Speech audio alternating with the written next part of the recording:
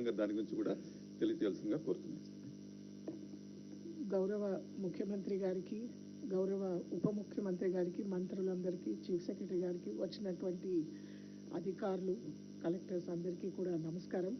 Sir, ముఖ్యమంత్రి గారు పోయిన సంవత్సరం అక్టోబర్లో ఈ చీరలు 2 చీరలు పంపిణీ కార్యక్రమం అనౌన్స్మెంట్ చేయడం జరిగింది.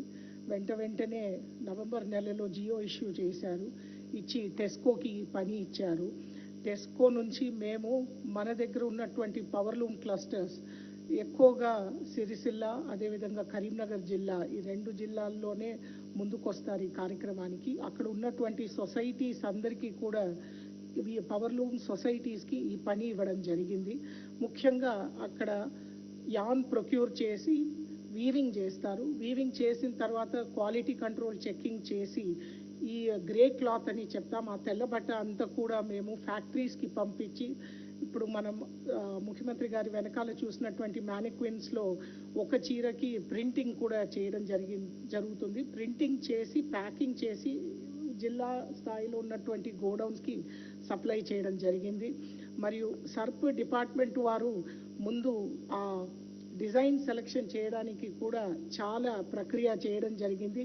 అన్ని జిల్లా స్థాయి మహిళా సమాఖ్య సభ్యులందరినీ కూడా పిలిపించి చాలా సుమారు ఒక 50 డిజైన్లు కూడా చూపించడం జరిగింది.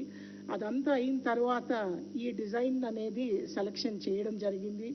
దాంతోపాటు ఈ ప్రాసెస్లో అవగాహన రావడానికి మంత్రివర్యులు, పంచాయతీరాజ్ మంత్రివర్యులు రావడం జరిగింది. అదేవిధంగా పంచాయతీరాజ్ డిపార్ట్మెంట్ నుంచి సిఓ సర్ప్ గారు కూడా వచ్చారు సిరిసిల్లాలో అండ్ ఘర్షకుర్తిలో.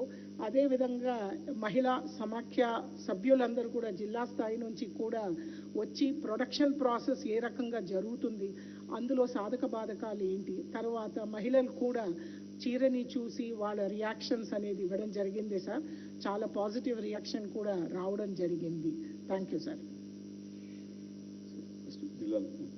సార్, నౌ ఇప్పుడు రాష్ట్ర పంచాయతీరాజ్ శాఖ మంత్రులు శ్రీమతి సీతక్క గారిని మాట్లాడాల్సిందిగా కోరుతున్నాను.